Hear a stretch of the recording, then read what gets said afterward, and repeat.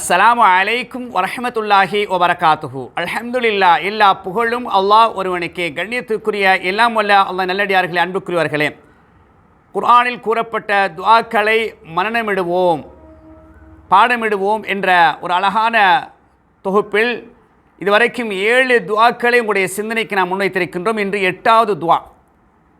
இப்ராஹிம் அலைஹிஸ்ஸலாத்து வஸ்ஸலாம் அவர்கள் ஓதிய அழகான தேவையான ஒரு துஆ. இந்த துஆவை பொறுத்தவரை இப்ராஹிம் அலைஹிஸ்ஸலாத்து வஸ்ஸலாம் அவர்கள் ஹாஜர் அலைஹிஸ்ஸலாத்து வஸ்ஸலாம் அவர்கள் மூலமாக பெற்றெடுத்த குழந்தை இஸ்மாயில் அலைஹிஸ்ஸலாத்து வஸ்ஸலாம் அவர்களை கஅபாவுக்கு அருகாமை விட்டுவிட்டு வரும்படி அல்லாஹ்வுடைய கட்டளை. நீண்ட காலத்துக்கு பிறகு குழந்தை பாக்கியம் கிடைத்தது. அல்லாஹ் சோதிக்கின்றான். தாய் தந்தை, அதாவது தாயையும் கணவனையும் மனைவியும் கணவனையும் பிரிக்கணும் என்ற அடிப்படையில் அல்லாஹ் ஒரு சோதனை வச்சு பார்க்குறான். நீண்ட காலத்துக்கு பிறகு கிடைத்த குழந்தையையும் தாயையும் என்ன செய்யுங்க, கஅபாவுக்கு அருகாமல் விட்டுட்டு வாங்க. அல்லாஹ்வுடைய கட்டளை மனமாற ஏற்றுக்கொள்கின்றார்கள். அந்த அடிப்படையில் கஅபாவுக்கு அருகாமல் விட்டு வருகின்றார்கள். நீண்ட வரலாறு. வரும்பொழுது நீண்ட பிரார்த்தனையை அப்படியே கஅபாவை பார்த்து கொஞ்ச நேரம் இப்ராஹிம் அலைஹிஸ்ஸலாத்து வஸ்ஸலாம் கேட்குறாங்க. அதில் ஒரு பகுதி தான், அந்த நீண்ட துஆக்களில் ஒரு பகுதி தான், ரப்பி ஜஅல்னி முகீமஸ் ஸலாத்தி வ மின் ذُرِّيَّتِي.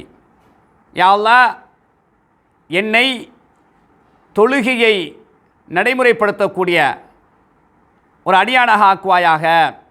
வ மின் ذُرِّيَّتِي, எனது பிச்சலம் எனது பரம்பரையையும் தொழுகை நிலைநாட்டக்கூடிய, தொழுகையுடைய கடமையை நிலைநாட்டக்கூடிய அடியாளாக ஆக்குவாயாக.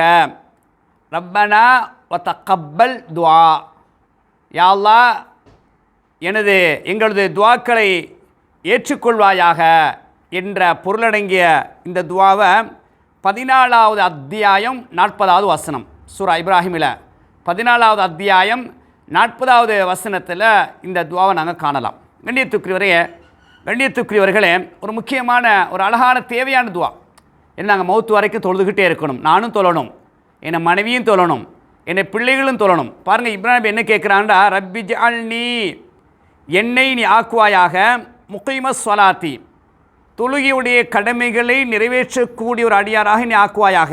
வ மின் ذُرِّيَّتِي, எனது பரம்பரையை, எனது பிள்ளைகளையும் பிள்ளைகளுடைய பிள்ளைகள், அப்படி வரக்கூடிய பிச்சலம், அந்த பரம்பரையை என்ன செய்வாயாக, தொழுகையை நிலைநாட்டக்கூடிய அந்த கடமையை நிறைவேற்றக்கூடிய அடியாளாக ஆக்குவாயாக. ஒரு முக்கியமான செய்தி இன்றைக்கு நாங்கள் பார்க்குறோமா இல்லையா? அப்போ நான் எங்கே இருந்தாலும், எந்த சந்தர்ப்பத்தில் இருந்தாலும் அல்லாஹ்வுடைய கடமையான தொழுகை விட்டுவிடக்கூடாது. அப்போ ரப்பிட்டே நாங்கள் பேசணும்.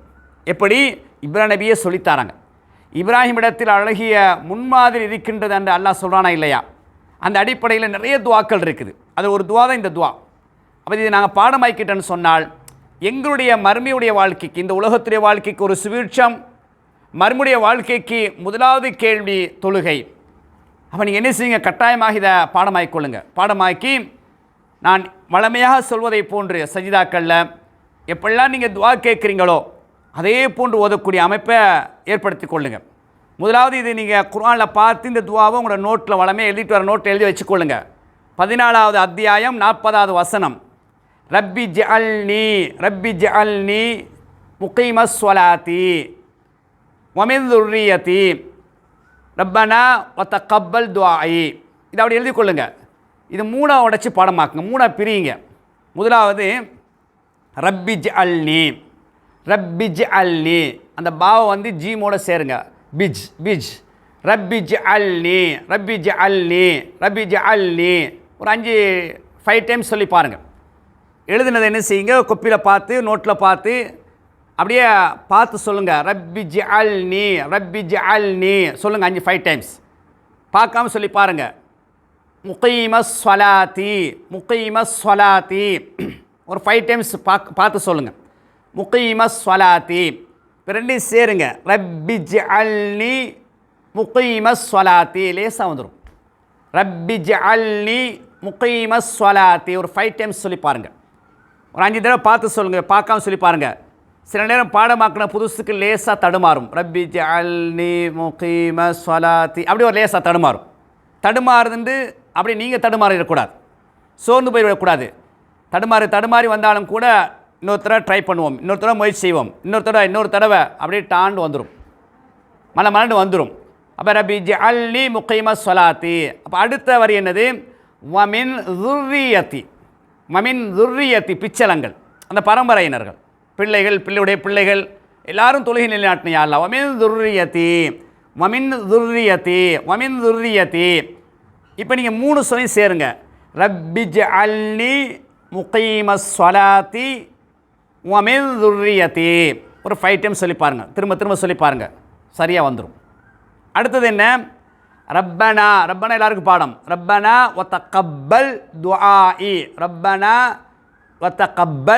துஆஇ, லேசானது தான். ரப்பனா வதக்கப்பல் துஆஇ, யா அல்லாஹ் எங்களுடைய பிரார்த்தனைகளை துஆக்களை ஏற்றுக்கொள்வாயாக. இப்போ நீங்கள் என்ன செய்யுங்க, அடிக்கடி ஓதுவாங்க.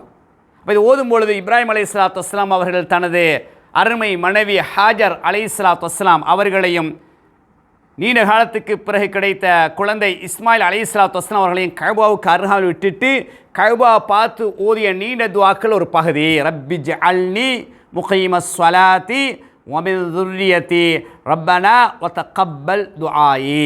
டெய்லி ஓதிவாங்க. மரணிக்கின்றவரை என்ன செய்யலாம்? மறக்காமல் ஓதக்கூடிய அமைப்பை ஏற்படுத்திக் கொள்ள முடியும். இப்போ இதுவரைக்கும் நாங்கள் என்ன செஞ்சுருக்கிறோம்? 8 துஆக்களை பாடமாக்கி வைக்கிறோம். இப்போ இந்த 8 நீங்கள் மாறி ஓதிக்கிட்டே வரணும். நான் சொல்லித்தரக்கூடிய அந்த வழிகாட்டலில் சஜிதாக்கல்லாக இருக்கலாம், சுன்னத்தான தொழுவீங்க, ஃபர்லான தொழுவீங்க, கையேந்தி துவா கேட்பீங்க. எப்படிலாம் துவா கேட்குறீங்களோ அப்போல்லாம் என்ன செய்யுங்க, நீங்களாம் அப்படியே வரிசை சொல்லிகிட்டே வாங்க. இது மூசா நபி ஓதுன துவா, இது வந்து ஐயூப் நபி ஓதுன துவா, இது வந்து ஈசா நபி ஓதுன துவா. என்ன செய்யுங்க, இந்தந்த இடத்துல ஓதி இருக்கிறாங்க அப்படின்னு சொல்லி என்ன செய்யுங்க, அப்படி ஓதி வரக்கூடிய அமைப்பை ஏற்படுத்துங்கன்னு சொன்னால் இதுவரைக்கும் பாடமாக்கிய 8 துவாக்களும் சரளமாக வரக்கூடிய அமைப்பு உருவாகிடும். எனவே இதை என்ன செய்யுங்க, வாழ்க்கை நடைமுறைப்படுத்தக்கூடிய அமைப்பை ஏற்படுத்திக் கொள்ளுங்க. அல்லாஹ் தஆலா அதற்கு தௌஃபீக் செய்வானாக. அஸ்ஸலாமு அலைக்கும் வரஹ்மத்துல்லாஹி வபரகாத்துஹு.